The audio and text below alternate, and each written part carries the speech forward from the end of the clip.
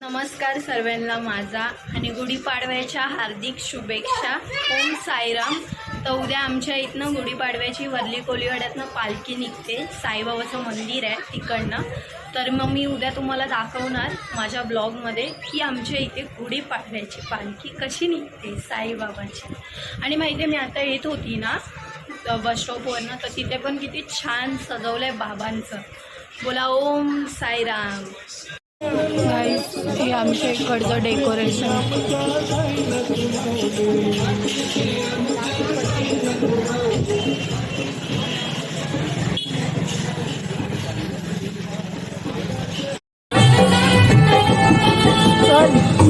गाईस मी चालले आता बस स्टॉपवरचं डेकोरेशन दाखवायला तुम्हाला. बघा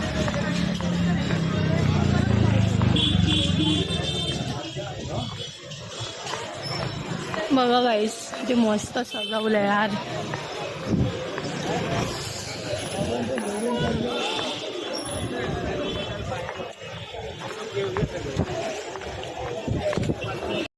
तर गाईस मी मनालीच्या इथे आली. सकाळ सकाळ उठलोय, रांगोळी काढते. बघा मनाली, मी तिला फुलं करायला मदत केली.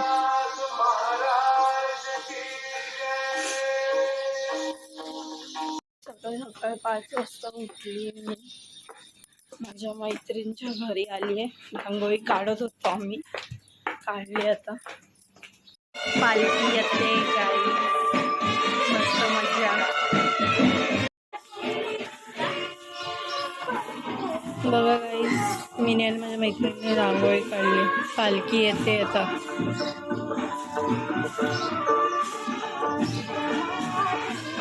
बोला ओम साईराम.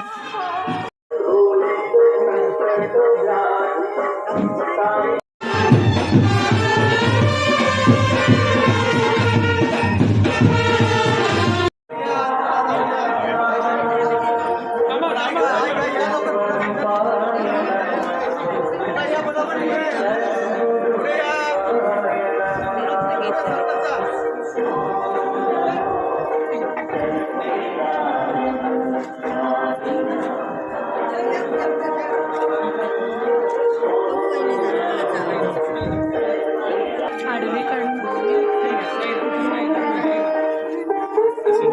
नाही जरा जाऊ दे मला. आलो बाबा त्या साईडने. खूप गर्दी होती. मला मनासारखं दर्शन भेटलं साईबाबाचं. ओम साईराम.